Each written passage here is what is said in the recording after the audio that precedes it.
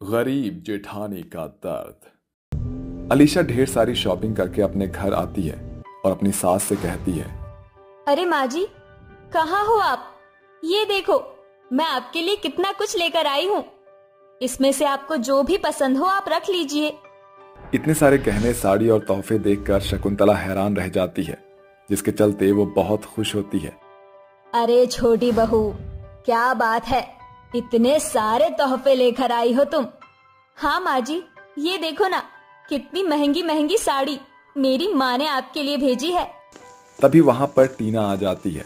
अरे वाह चाची जी, इतने सारे तोहफे आप किसके लिए लेकर आई हो? देखो, तुम इनमें से एक भी तोहफे को नहीं छूना, ये सब तुम्हारे लिए नहीं है।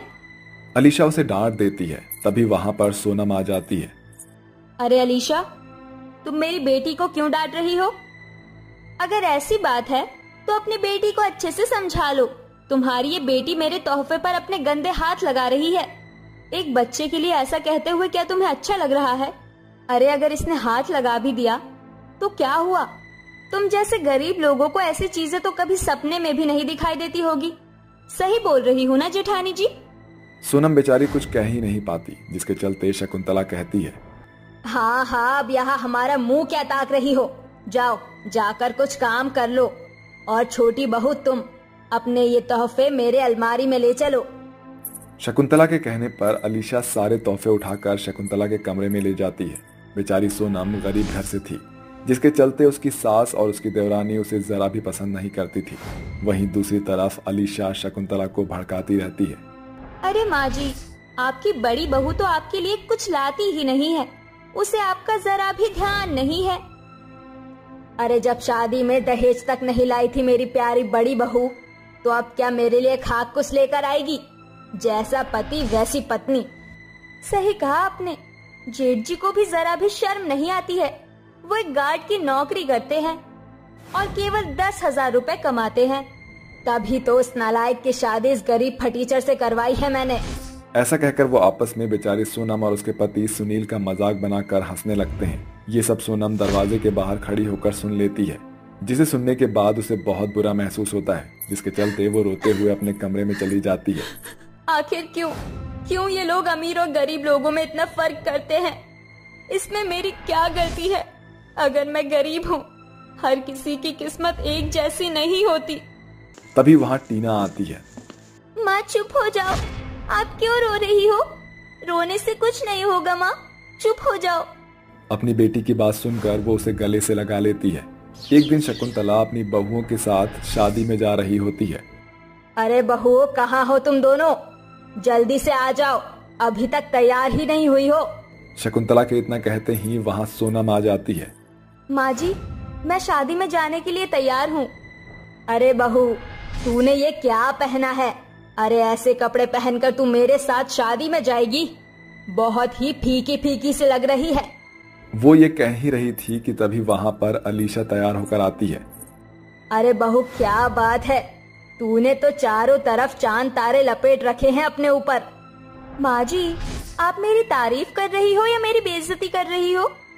अरे नहीं बहू, मैं तो तेरी तारीफ कर रही थी।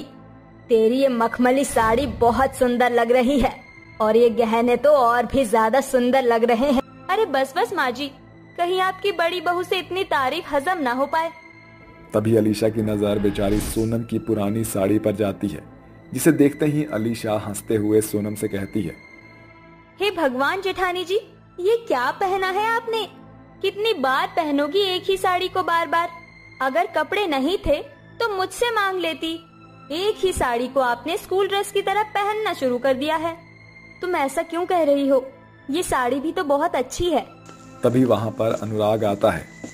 अरे सोनम, ये क्या, तुमने ये साड़ी क्यों पहनी है? ये लो, तुम्हारे लिए एक नई साड़ी लेकर आया हूँ। जैसे ही सोनम साड़ी देखती है, वो अनुराग से कहती है, अजी ये क्या, आपको इतनी महंगी साड़ी खरीदने की क्या जरूरत थी? इतने पैसों में तो मेरे लिए 3 साड़ी और आ जाती। और ये सब छोड़ो, आपको पता भी है अभी तक टीना के स्कूल की फीस भी नहीं भरी गई है। ओहो जेठानी जी, आपने फिर से वो गरीबों वाली बातें शुरू कर दी।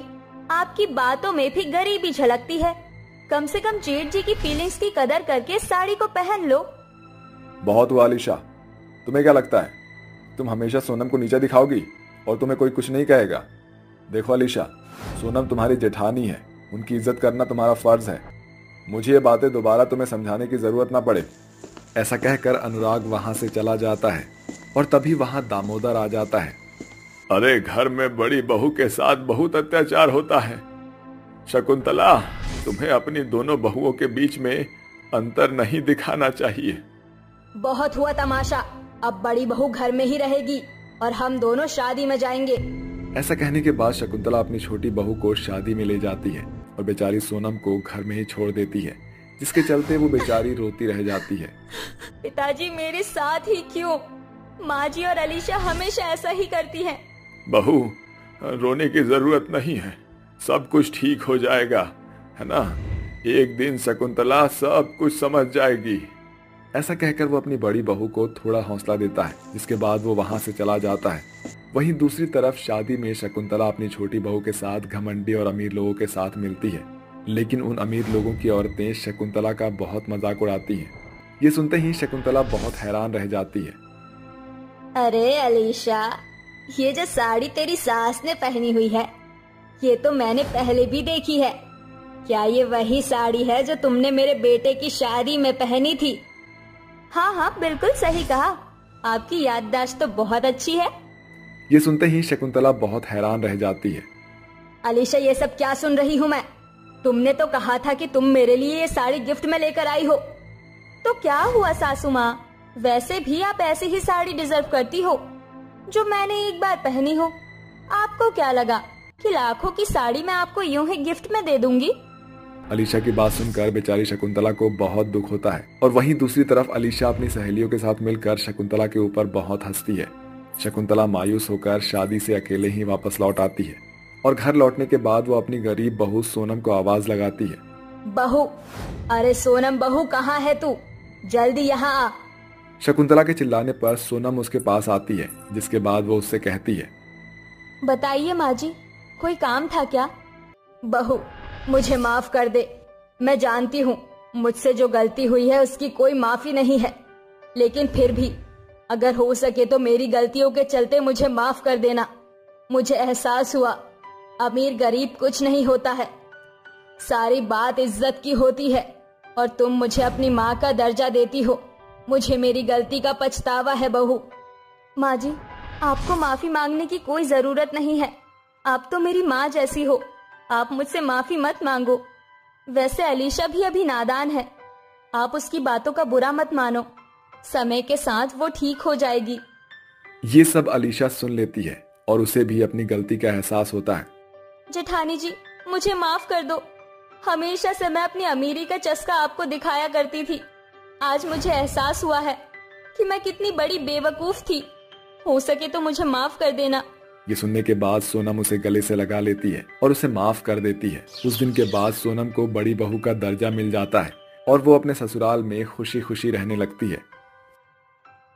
सोमपुर गांव में साल पुराना एक पोखर है, जहां गांव की सभी औरतें एकजुट होकर नहाती हैं। गंगा की बहू और बेटी पायल और निकिता भी उन्हीं में से एक है। नाचे पनघट पर मेनका, नाचे पनघट पर मेनका। कितना सुकून देता है ये पोखर का ठंडा ठंडा पानी। सचमुच भाभी, अगर गांव में ये पोखर ना हो तो हम लड़कियों का तो नहाना धोना दो बार हो जाए। हाँ ये तो है, और फिर पोखर में नहाते समय ही तो हम सखी सहेलियां बातें करती हैं। वैसे काफी देर हो गई है, अब हमें चलना चाहिए। इसके बाद सभी महिलाएं पोखर से नहा धोकर अपने घर चली जाती हैं। कुछ देर बाद, बहू, अरे ओ पायल बहू, जरा जल्दी से मुझे चाय ला कर दे दे। अरे ओ मेरी बहरी बहू, सास की आवाज सुनाई नहीं दे रही क्या? तुझे हाँ ना में जवाब तो दे। बस आई माँ जी, ये लीजिए आपकी पसंदीदा गर्मा गर्म अदरक इलायची की चाय। इसके बाद बहू रसोई के कामों में लग जाती है। ऐसे ही समय बीतता है। दोनों ननद भाभी भोर होते ही नहाने के लिए पोखर की ओर निकल पड़ती हैं। फिर एक रोज गांव में रहने वाले अवनीश का शहरी दोस्त रॉकी गांव में आता है। अरे आओ आओ रॉकी, इस गांव में तुम्हारा स्वागत है। अरे ये क्या अवनीश, इतने सूखे तरीके से स्वागत कर रहा है तू मेरा? मुझे तो लगा कि तू गांव की कोई गोरिया लेकर आएगा। अरे जरा सब्र कर मेरे दोस्त, चल गांव चलते हैं। अवनीश झटपट से रॉकी का लगेज उठाकर रॉकी के साथ खेत खलिहानों के रास्ते घर की ओर बढ़ता है।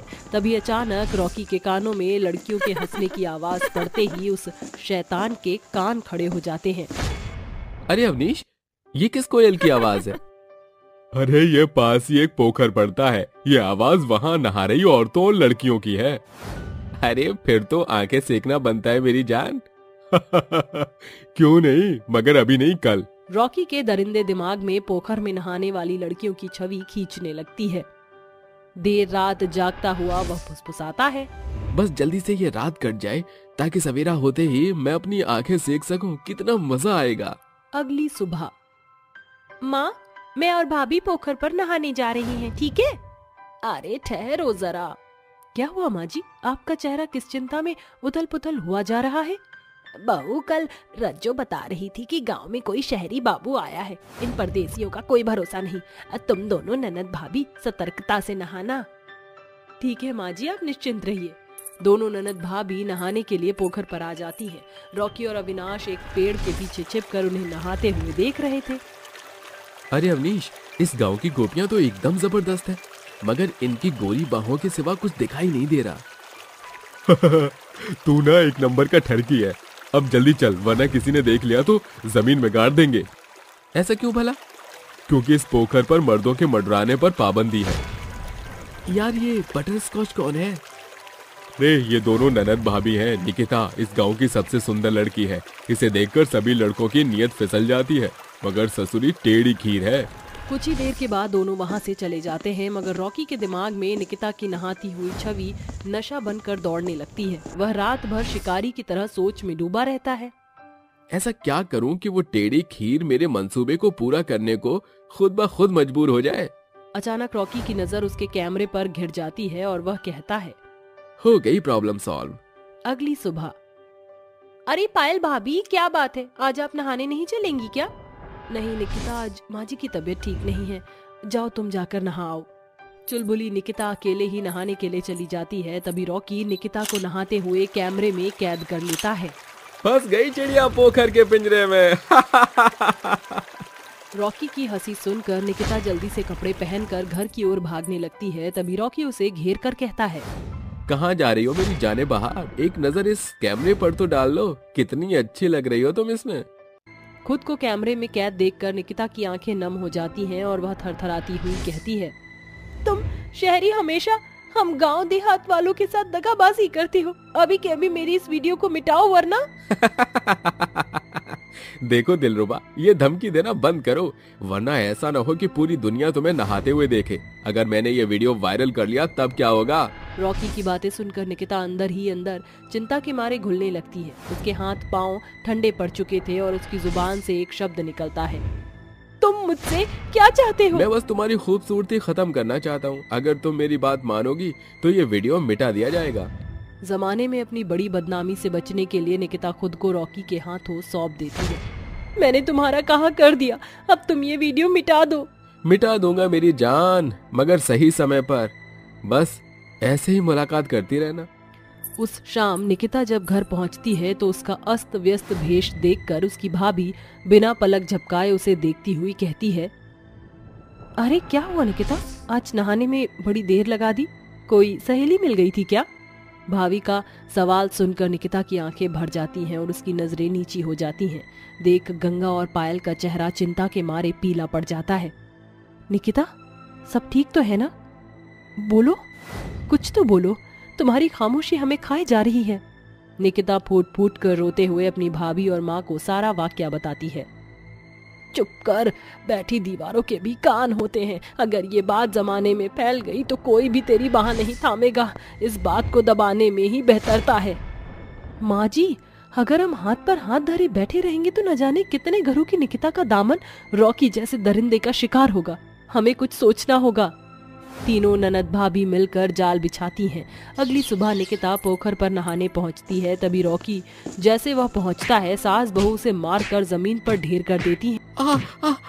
अरे मत मारो मुझे, अरे छोड़ दो मुझे, बचाओ, अरे बचाओ। छोड़ दे तुझे, ऐसे कैसे छोड़ दे हम? जानती थी कि तू यहाँ जरूर आएगा, इसलिए हम सास बहू ने तेरे लिए यहाँ जाल बिछाया था। ठहरो गंगा, जी तो करता है कि हलक से तेरी जान खींच लूं कमीने, मगर तूने जो हमारे गांव की इज्जत पर हाथ डाला है उसकी सजा तुझे भोगनी होगी। अब तुझे इस लड़की का हाथ थामना होगा। नहीं सरपंच काका, मैं इस दरिंदे के गले में वरमाला नहीं बल्कि हथकड़ी देखना चाहती हूँ। नहीं, मुझे जेल मत भिजवाओ, मैं तुम्हारे पाँव पड़ता हूँ, मैं अपना जीवन जेल में नहीं बिताना चाहता। तुम जैसे दरिंदों की यही सजा है। तुम जैसे हैवानों के कारण हम जैसी लड़कियों का रोशनी भरा जीवन अंधेरी में खो जाता है। पूरा गांव निकिता की सोच का समर्थन करता है, जिसके बाद पुलिस रॉकी को अपनी हिरासत में रखता है। उसे अपनी सारी उम्र जेल में बिताना पड़ता है। लोगों के सहयोग से अब गांव की सरजमीन पर बाथरूम बन चुका है। कोई भी औरत पोखर, तालाब और नदी पर नहीं नहाती और अब निकिता अपनी भाभी और माँ के साथ खुशी खुशी रहती है। मगधीरा एक माली था जो हरिपुर गांव में भंवर सिंह की हवेली के बगीचे की खिदमत में सलगन था। मगधीरा की मेहनत से भंवर सिंह के बगिया में रंग बिरंगे फूल खिलते थे, जिनके व्यापार से भंवर सिंह बड़ी तादाद में कमाई करता था। मगधीरा, अरे ओ मगधीरा, कहाँ मर गया है? जी मालिक, कहिए। ये बाग के गुलाब मुरझाए क्यों हैं? कैसा बेढंगा देखभाल कर रहा है तू बगिया की? तुझे पता है ना, ये बैंजनी गुलाब ही मेरे बाग की जान है।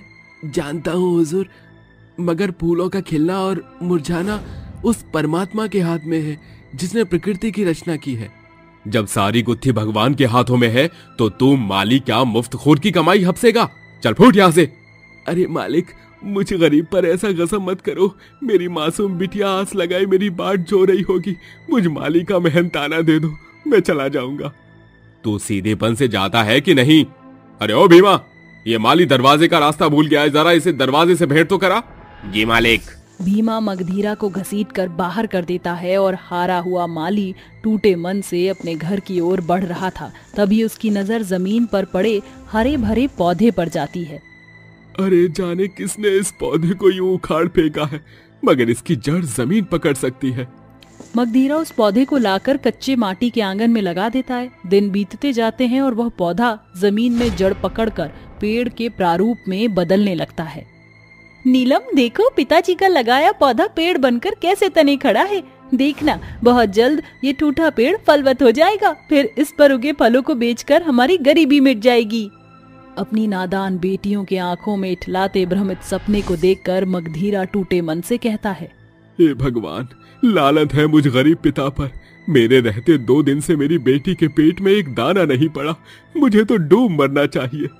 घर पर मंडराती घनघोर घटाओं में मगधीरा पर इस कदर घेरा डाला कि वह कुछ ही दिन में मिट्टी में घुल मिल गया, जिसके बाद दोनों बहनों के माथे पर अनाथ की मोहर लग गई। मगर कहते हैं ना, किसी के चले जाने से जीवन कहाँ रुकता है। दोनों बहनें कभी गांव गढ़ के आगे हाथ पसारती तो कभी सर्द भरे माहौल में मंदिर की सीढ़ी पर भीख मांग कर भूख मिटाती। नीलम, मत रो, चुप हो जा मेरी बहन। दीदी, हम कब तक ऐसे ही भीख मांग कर अपना भरण पोषण करेंगे?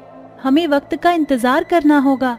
दिन गुजरते हैं, बावजूद इसके दोनों अनाथ बहनें गरीबी के आगे घुटने नहीं टेकती। वह हर दिन आंगन में लगे उस पेड़ से घंटों बात करती। 10 साल बाद। क्या हुआ संध्या दीदी, आप इस पेड़ के पास क्यों खड़ी हैं? कुछ नहीं मेरी बहन, बस सोच रही थी कि वक्त कैसे रेत के जैसे हाथों से फिसल जाता है। 10 साल बीत गए, जमाना कहाँ से कहाँ बढ़ गया, मगर हम अनाथ बहनें आज भी गरीबी के गड्ढे से निकल ना सके। इतने सालों से इस पेड़ को पानी दे रहे हैं, मगर देखो, विशाल कद बढ़ने के बाद भी ये पेड़ टूटा है। बसंत बहार में भी इस पेड़ पर पतझड़ छाया रहता है। पता है दीदी, बचपन का एक सपना आज भी मन में लुकोए रखा है। सोने के गहने पहनने का मन है, मगर इस बदहाली में तो हम बहनों को एक वक्त का खाना भी मुशक्कत से मिलता है। चलो संध्या, घर के भीतर चलते हैं। चारों ओर पूस की पुरवाई बयार बह रही है। ऐसे ही कुछ दिन बीत जाते हैं। तभी एक रात सर्द भरी तूफानी लहर उनके फूस के झरोकों से अंदर आ जाती है और देखते ही देखते मूसलाधार बरसात शुरू हो जाती है, जिस मारे उनका कच्चा मकान किनको की तरह ढहने लगता है। भागो नीलम, ये घर गिरने वाला है। दोनों बहनें पेड़ की ओट के नीचे आकर खड़ी हो जाती हैं, मगर घर छिन जाने का दुख उनकी आंखों से आंसू बनकर छिटक रहा है। क्या बिगाड़ा था हम अनाथ बहनों ने भगवान का, जो हमसे हमारा घर भी छीन लिया। अचानक दोनों अनाथ गरीब बहनों के इर्द गिर्द कई सारे सोने के गहनों के ढेर लग जाते हैं, जिसे देख दोनों हक्की बक्की रह जाती हैं। ये तो सोने के गहने हैं, मगर ये आए कहाँ से? अपने पीछे देखो संध्या, नीलिमा। आवाज भांपकर जैसे ही दोनों अनाथ बहनें पीछे की ओर ताकती हैं तो वह आवाज जादुई पेड़ की होती है, जिसकी प्रत्येक डाली पर कई सारे सुंदर सुंदर सोने चांदी के चमकदार गहने लदे होते हैं, जैसे कंगन, हार, झुमके, मांग टीका, पायल और भी बहुत कुछ, जिनकी खरी चमक जुगनू के जैसे रात का अंधियारा काट रही थी। ये इस पेड़ की कैसी जादूगरी है जो इसकी हर एक डाली शाखाओं पर सोने के गड़े गहने उगते हैं? मैं एक जादुई गहनों का पेड़ हूँ, जिस पर उगने वाले सोने के गहने कभी खत्म नहीं होते। मेरा जीवन तुम बेसहारा बहनों की देन है। तुमने मुझे पानी, खाद देकर सींचा है, इसलिए मुझ पर उगने वाले सोने के गहने पर सर्वाधिक हक तुम्हारा है। इन सोने के सभी गहनों को बेचकर तुम नए सिरे से घर की नींव रखो। मैं अंत तक तुम्हारी मदद करूंगा। दोनों अनाथ बहनें जादुई गहनों के पेड़ से मिले सभी गहने को बेचकर आलीशान घर बनवाती हैं। फिर एक रात, हे जादुई गहनों के पेड़, हमें तुम्हारी जरूरत है। उन बहनों की पुकार सुनकर पेड़ के चारों ओर एक सुनहरी चमक प्रकाशित होती है और देखते ही देखते पेड़ की सभी डालियां गहनों से लदकर लहलहाने लगती हैं। तभी पेड़ अपनी आंखें खोलता है और बोलता है, कहो, तुम्हें मुझसे कितनी मदद चाहिए? तुमसे जो गहने हमें मिले थे वो घर की नींव में कम पड़ गए, इसलिए अब हम गरीब बहनों को और गहनों की जरूरत है। हाँ, क्यों नहीं, चाहो तो मुझ पर उगे सारे गहने तोड़ लो।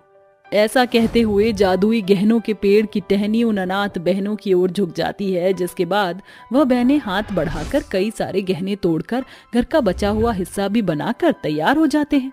अब जब कभी उन अनाथ बहनों को जरूरत पड़ती तो वह जादुई गहनों के पेड़ के पास आती और अपनी परेशानी की गुत्थी सुलझाती। फिर एक दिन, संध्या दीदी, मेरे ना हमेशा से सोने के गहने पहनने की इच्छा रहती है। पहले तो हम गरीबी में रूखा सूखा खाकर दिन बसार रहे थे, मगर अब तो हमारे पास जादुई गहनों का पेड़ है। क्यों ना हम अपने इस अधूरे को आपको पूरा कर लें? हाँ, क्यों नहीं नीलम।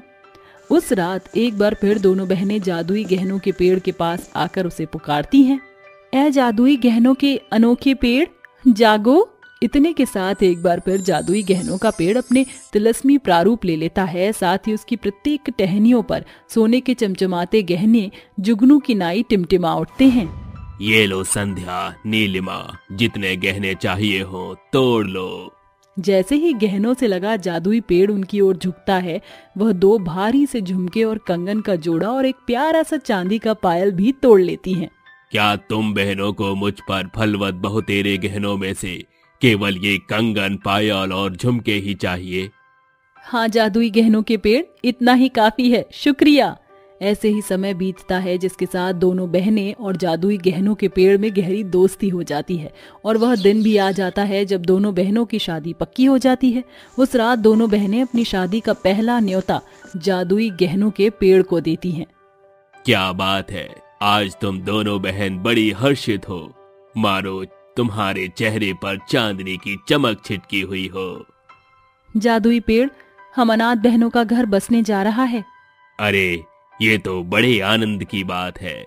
बधाई हो, आज की रात रंगों से भर गई। ऐसा बोलता हुआ गहनों का जादुई पेड़ खुशी से इठलाते हुए झूम उठता है, जिसके साथ उसकी टहनियों पर टिमटिमाते सुंदर सुंदर गहने झमझमाकर आंगन में गिर जाते हैं। ये लो मेरी मित्रों, जब तुम दुल्हन का जोड़ा पहनकर ये गहने अपने कंचन चितवन पर पहनोगी तो तुम्हारा रूप निखर उठेगा। जाओ, एक नया सवेरा तुम्हारी राह तक रहा है। शुक्रिया जादुई पेड़, अगर तुम्हारी डाल पर गहने ना होते तो हम अनाथ बहनें गरीबी के गड्ढे में मर मिट जाती। मगर आज जब हम उस गुजरे हुए गरीबी को याद करते हैं तो आंसू के साथ तुम्हें धन्य रखेंगी। इसके बाद दोनों बहनें वो गहने बटोरने लगती हैं जिसमें दुल्हन के श्रृंगार का तमाम गहना, जैसे हाथ फूल, बाजूबंद, मांग टीका, झुमके, हार, कमरबंद, पायल शामिल था। शादी के दिन दोनों बहनें उन गहनों में सज धज कर अपना चेहरा दर्पण में देखती हैं। वह किसी अप्सरा के तुल्य दिख रही थी।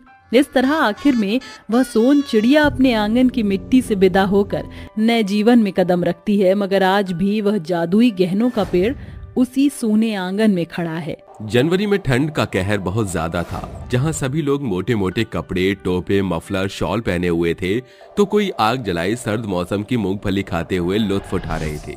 इसी बीच सुहासिनी नाम की एक गरीब औरत थी जिसके 3 छोटे बच्चे थे, श्रेया, जुगनू, झुमकी।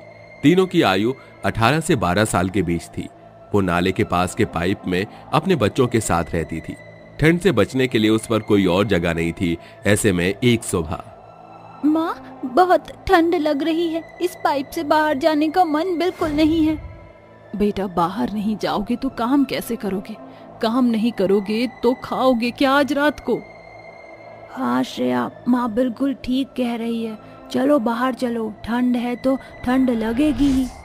मन तो मेरा भी नहीं कर रहा बाहर जाने का, क्योंकि कूड़ा उठाते उठाते हाथ पूरे जम जाते हैं। तुम मेरे बहादुर बच्चे हो ना, चलो जाकर कूड़ा उठाते हैं। तुम्हें नाश्ता उसी से ही कराऊंगी। माँ, उसकी जरूरत नहीं है। कल एक रेडी से मिट्टी का पैकेट गिर गया था, उन्होंने सुना नहीं तो मैं यहाँ ले आई। इसे हम सब खा सकते हैं नाश्ते में। हाँ बिल्कुल। ठीक है बच्चों, जल्दी से खा लो, फिर चलते हैं। इतना कहते ही सभी उस मट्ठी को खाकर हाथ में अपना बोरा लिए जगह जगह जाकर प्लास्टिक और कचरा ढूंढने लगते हैं। श्रेया, यहाँ आओ, ये बोतल ले लो। बहुत ज्यादा प्लास्टिक है इस खाली प्लॉट में। ठीक है माँ। इस तरह सुबह से शाम तक सुहासिनी अपने बच्चों के साथ कचरे को बीनती है और उन्हें जमा करके एक कबाड़ी वाले के पास जाकर कहती है, भैया जी ये लीजिए, जरा बताना इसका कितना हुआ। जुगनू, झुमकी, श्रेया बेटा, जरा अंकल को सामान दे दो। जी माँ। अरे सामान तो ऐसे बोल रही है जैसे कचरा नहीं जेवर लाई हो। ले, 400 ग्राम ही कचरा उठाया है तुम चारों ने मिलकर सुबह से शाम तक। पकड़ अपने 50 रुपए। भैया ये तो बहुत कम पैसे हैं, इसमें तो मेरे बच्चे खाना भी नहीं खा पाएंगे। अरे हीरे बेचने आई है क्या, जो 400 ग्राम कचरे के बदले में तुझे करोड़ों रुपए दे दूं? चले गए यहाँ से। अंकल, आप ऐसे क्यों बोल रहे हैं? माँ चलो यहाँ से। आंखों में आंसू लिए सुहासिनी अपने बच्चों के साथ जरा से पैसे लेकर आ जाती है और उनसे थोड़ा थोड़ा दाल चावल खरीद लेती है और उसमें से 10 रुपए बचा लेती है। तभी वो थोड़ा सा चूल्हे पर खाना बनाकर खा लेते हैं। माँ, थोड़े से में गुजारा करना बहुत मुश्किल है, हमारी तो इससे भूख भी नहीं मिटती है। हाँ माँ, जब हमारी भूख नहीं मिटती तो आप कैसे रह लेती हो? हमें खिलाने के चक्कर में 2-2 दिन तो आप ही खाना नहीं खाती हो, और इससे माँ आप कमजोर भी हो गई हो। बच्चों, तुम मेरी चिंता मत करो, मेरे लिए तुम ज्यादा जरूरी हो। चिंता मत करो, थोड़े दिन में पैसे इकट्ठे हो जाएंगे तो मैं खाना बनाना शुरू करूंगी, जिससे कुछ लोग आएंगे तो उन पैसों से तुम्हारा पेट भर दूंगी। ठीक है माँ, हम भी आपकी मदद करेंगे। हाँ मेरे बच्चों। ये कहते ही बच्चे खाना खाकर उस पाइप में ही सो जाते हैं जहां एक साथ 3 पाइप रखे थे। ऐसे ही सुहासिनी रोज अपने बच्चों के साथ सुबह से शाम तक कचरा बीनती है और उन्हें बेचकर वो कुछ पैसों से बच्चों को खाना खिलाती है और कुछ जोड़ लेती है। 2 दिन बाद जमा किए हुए पैसों से वो 2 किलो दाल आटा का खाना बनाकर साथ में प्याज का सलाद रखकर खाना बेचने लगती है। आइए आइए, गर्मा गर्म खाना खाइए, उड़द की दाल, अरहर की दाल, पौष्टिक तत्व से बनी दाल खाइए, नरम नरम रोटियां, चलिए सिर्फ 10 रुपए की प्लेट। आइए आइए, 10 रुपए की थाली खाइए। अंकल, खाना खा लीजिए। आए हाय, नाले के पास खाना बनाती हो, इतनी बदबू आ रही है यहाँ से। मैं खाना खाऊंगा? छी छी छी छी, कितना गंदा खाना होगा, इसे खाकर मुझे बीमार नहीं होना। आंटी आंटी, खाना खा लो ना, मेरी मम्मी बहुत अच्छा खाना बनाती है, सिर्फ 10 रुपए का है, खा लीजिए। चीची, इतनी बदबू में बैठकर मैं खाना खाऊंगी? और अपनी शक्ल देखी है? और हाय, नहाए भी नहीं लगते बिल्कुल भी। पता नहीं कैसे कीड़े मकोड़े वाला तो खाना होगा। हट, मुझे नहीं खाना। नाले के पास होने से और गरीब कचरे वाली होने की वजह से कोई भी आता जाता अच्छा व्यक्ति उसका खाना नहीं खाता। तभी एक रेडी पर फल बेचने वाला गरीब आदमी कहता है, अरे बहन, जरा मुझे एक थाली देना, बहुत भूख लग रही है। मेरे पास पैसे नहीं है, फल बिल्कुल भी बिके नहीं है। हाँ जी भाई साहब, आइए, ये लीजिए। दोनों दाल है पर रोटी पर मक्खन नहीं लगाया है। कोई बात नहीं, फिक्र मत कीजिए, मैं ऐसे ही खा लूंगा। मेरा हाल भी आपके जैसा है, बस फर्क इतना है मेरा अपना घर है। तभी सुहासिनी की पहली बिक्री रामू के हाथों हो जाती है और रामू उसका खाना खाकर बहुत तारीफ करता है और पैसे देकर चला जाता है। तभी उसी के जैसे 2-3 गरीब लोग, कचरा उठाने वाले लोग उस पर खाना खाकर जाते हैं। वहीं कुछ अमीर लोग जाते जाते भी उन्हें नाक मुंह सिकोड़ कर जाया करते थे। इससे उसका का खर्चा निकलता है। समय गुजरता है। सुहासिनी अपने बच्चों के साथ कचरा बीनने के बाद खाना बनाकर अपने तबके के लोगों को खाना खिलाया करती थी। ऐसे ही सुबह के समय ठंड में ठिठुरते हुए खाना बनाकर सुहासिनी कहती है, हे भगवान, कितनी ठंड पड़ रही है, हाथ जम रहे हैं और आप किसी ग्राहक को भेज नहीं रहे हो। हे भगवान, थोड़ा सा तो सहारा दे दो जिससे मैं अपने बच्चों को पाल सकूं, उनका पेट भर सकूं। रोटी ठंडी हो रही है। माँ, मैं भगवान से प्रार्थना करता हूँ कि हमारे ये दिन जल्दी ही ठीक कर दे। आपको भी कितनी ठंड लगती है ना। मेरी बात छोड़ो बेटा, मुझे तो तुम्हारी फिक्र है। तुम्हारे पास स्वेटर भी नहीं है, एक ही पहन के रखते हो। बस मेरा खाना बनाने का काम चल जाए जिससे मैं तुम्हें सब ला कर दूं। तभी एक मंजीत नाम के सेठ की गाड़ी वहां अटक जाती है। वो गाड़ी से उतरता है तो उसे नाले की बहुत बदबू आती है। फिर उसकी नजर सुहासिनी पर पड़ती है जहां वो गरम गरम खाना बना रही थी। ठंड में ठिठुरते हुए मंजीत कहता है, अरे इसका खाना देखकर खाने का मन कर रहा है, पर खाऊं या नहीं क्योंकि गंदगी है आसपास। साहब, आप डरिए मत, मेरी माँ बहुत अच्छा खाना बनाती है। सब्जी और हमारे जैसे लोग यहाँ पर खाना खाकर जाते हैं रोज। अच्छा बेटा, लाओ मुझे एक थाली दो। कितने की है? सिर्फ 10 रुपए की। ये तो बहुत कम पैसे हैं। इतने में क्या होता होगा तुम लोग चारों का? ये तुम्हारे ही भाई बहन है ना? हाँ साहब। तभी मंजीत सुहासिनी के हाथ का बना हुआ खाना खाता है और कहता है, अरे वाह, कम पैसों में तुम बहुत अच्छा खाना बनाती हो। पर यहाँ क्यों बनाती हो? तुम्हारे कचरे की वजह से, इस नाले की बदबू की वजह से मेरे जैसे लोग यहाँ पर इतनी जल्दी खाना खाने नहीं आते होंगे। अगर मैं तुम्हें ठेला जरूरत का सामान दूं तो तुम मेरी दुकान के आगे लगा सकती हो। मेरी साड़ी का शोरूम है। सच में साहब? हाँ बिल्कुल, मैं तुम्हें कल ही जगह बता देता हूँ। वैसे भी इस ठंड में तुम अपने बच्चों के साथ रह नहीं पाती होगी। ये मेरा नंबर है, कल मुझे इस पर कॉल करना और जहां बोलूं वहां आना। ये लो पैसे। सच में साहब, आपका बहुत बहुत शुक्रिया जो आपने हमारे बारे में इतना सोचा। कोई बात नहीं। तभी मंजीत बार बार अपनी गाड़ी को स्टार्ट करता है और स्टार्ट करने के बाद वहां से चला जाता है। अगले दिन किसी तरह सुहासिनी किसी का फोन लेकर मंजीत को कॉल करती है, जहां मंजीत उसे एड्रेस बताकर अपनी दुकान के पास बुलाता है। उसे रहने के लिए एक कमरा देता है और एक ठेले पर अगले दिन से ही स्वादिष्ट खाना बनाकर वो बेचने लगती है, जहां उनकी दोनों छोटी बच्चियां खाना बनाने में मदद करती हैं, लोगों को परोसती है और जुगनू बर्तन साफ करता है। आइए आइए, गर्मा गर्म खाना खाइए। छोले चावल, पालक चावल, मक्के की रोटी, आलू का पराठा, कढ़ी चावल, सिर्फ 30 रुपए की थाली, चटनी, रायता, सलाद के साथ। सुनिए, जरा मुझे 1 प्लेट कढ़ी चावल और रायता दे दीजिए। और मुझे आलू का पराठा, रायता, चटनी दे दीजिए। जी जी, अभी करती हूँ। श्रेया, झुमकी बेटा जल्दी से थाली लगा दो। ये आलू का पराठा रखो। जी माँ।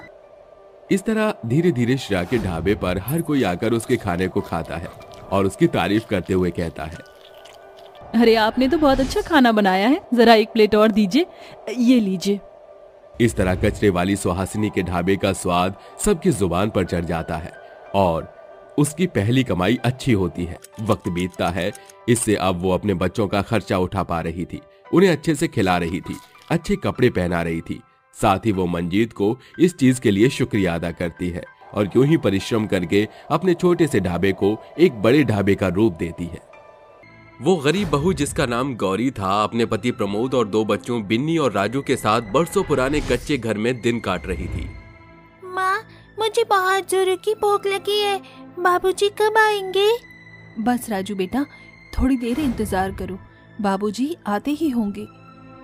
ऐसा कहते हुए उस मजबूर माँ की आंखों में आंसू ठहर जाते हैं और वो मंदिर में रखी माँ की प्रतिमा की ओर देखते हुए मन में बोलती है, हे माँ, अपनी कृपा दृष्टि मुझ गरीब दुखियारिन बहू के घर में फेर दो माँ। पिछले 2 दिनों से मेरे बच्चों के पेट में एक भी दाना नहीं पड़ा। अब मेरे घर का चूल्हा जलना आपकी दया पर निर्भर है माँ। वो गरीब बहू बड़े आस के साथ माँ से प्रार्थना ही कर रही थी कि उसका पति प्रमोद खाली हाथ घर में दस्तक देता है। दोनों बच्चे भूख भरी नजरों से उसे देख रहे थे, मगर अपने पिता की छूछे हाथ देखकर दोनों बच्चों की खाने की आस टूटकर बिखर जाती है। अजी, ये क्या, आप खाली हाथ घर लौट आए? आज तो आपको पैसे मिलने वाले थे ना? गौरी, तुम तो जानती हो कि हम गरीबों का काम कितना कच्चा पक्का है। हड्डियां गलाकर मेहनत की, मगर आज मनीलाल पैसे देने से बिल्कुल मुकर गया। प्रमोद का मालिक मनीलाल बहुत ही मक्कार किस्म का इंसान था। रईस जमींदार होने के साथ साथ कई सारे खदान के कारखाने का मालिक था, मगर जब बारी पैसे देने की आती तो वो अक्सर अपना पल्ला झाड़ लिया करता था। गरीब का जीवन तो होता ही ऐसा है, कभी रूखा सूखा खाकर रात काटनी पड़ती है तो कभी पानी पीकर ही पेट भरना पड़ता है। अजी, अब क्या होगा? मैं तो इस इंतजार में थी कि आप राशन लेकर आएंगे तो बच्चों के लिए कुछ बना दूंगी। अरे धिक्कार है मेरे जीवन पर, न मैं एक बेहतर पति बन पाया, न एक जिम्मेदार पिता, न तुम्हें कभी खुला खर्चा दे पाया, और अब तो खाने पर भी आफत आ गई है। ऐसा कहते हुए प्रमोद फूट फूट कर रोने लगता है, जिसके साथ गरीब बहू की आंखों से भी आंसुओं की बदरा बरसने लगती है। ये देखकर दोनों बच्चे बड़े शब्द से बोलते हैं, माँ, बाबूजी, आप मत रोइए, मुझे और राजू को भूख नहीं लगी। अपने बच्चों के सयाने शब्द को सुनकर गौरी और प्रमोद आंसू पोंछ लेते हैं। ऐसे ही दिन बीतते हैं, मगर कोई भी उनके लिए मदद का हाथ नहीं बढ़ाता, जिसे देखकर गरीब बहू के मन में बंधे आस का बांध टूट जाता है और वो भीगी पलकें लेकर भागते हुए माँ के मंदिर में आकर बोलती है, बता माँ, और कितना दुख भोगना बाकी रह गया है मुझ गरीब बहू के भाग्य में। तूने मुझे मायके से गरीब बनाया, मैंने मंजूर किया। ससुराल साधारण दिया, मैंने वो भी हंसते हुए स्वीकार कर लिया। मगर आज मेरा परिवार भूख से तेल तेल मौत के फाटक के पार जा रहा है माँ, और अभी तू मूर्त बनकर बैठी है। आज ये जननी तेरे पाँव में अपना सर पटक पटक कर अपनी जान दे देगी माँ। जैसे ही गौरी ये बोलती है, मूर्ति एक बड़ी रोशनी से चमक उठती है और एक आवाज आती है, गौरी, प्राण त्यागना तो मूर्खता है। ये लो, मैं तुम्हें ये सारे भेंट स्वरूप देती हूँ। ये जादुई साड़ी है जो तुम्हारी हर मनोरथ को पूरा करेगी। जिस पल तुम इस साड़ी को पहनोगी, ये बड़ी प्रकाश से भरकर तुम्हारी मांग को पूरा करेगी।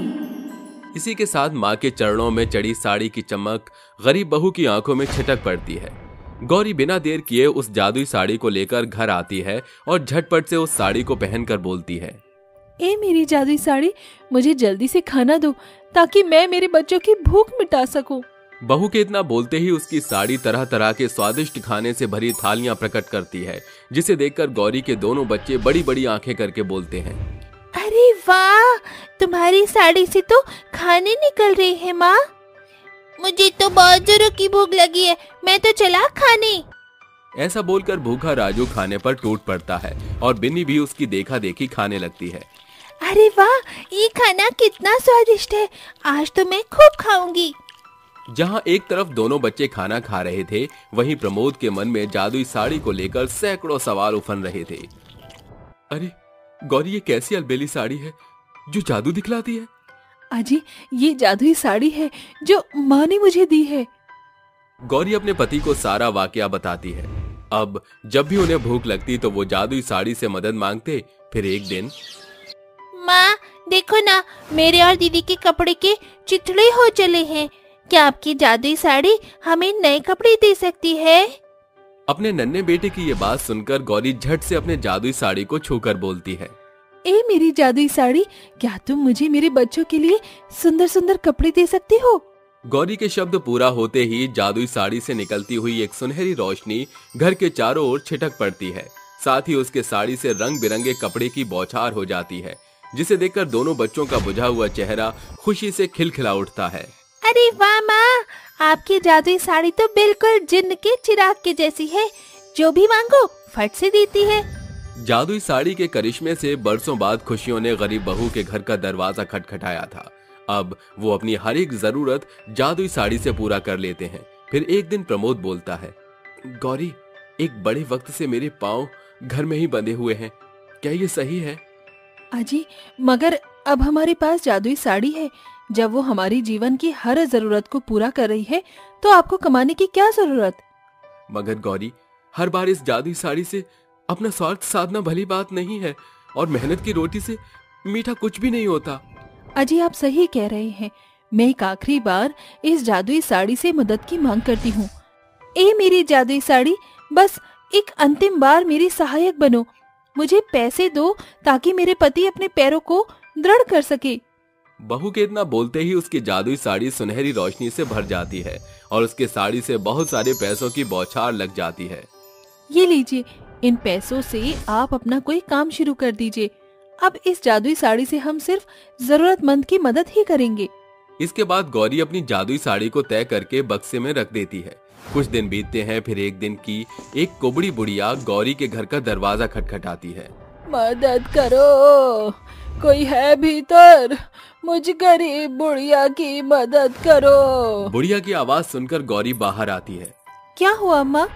कई दिनों की भूखी हूँ बेटी, कुछ खाने को दे देती तो राम भला करता तुम्हारा।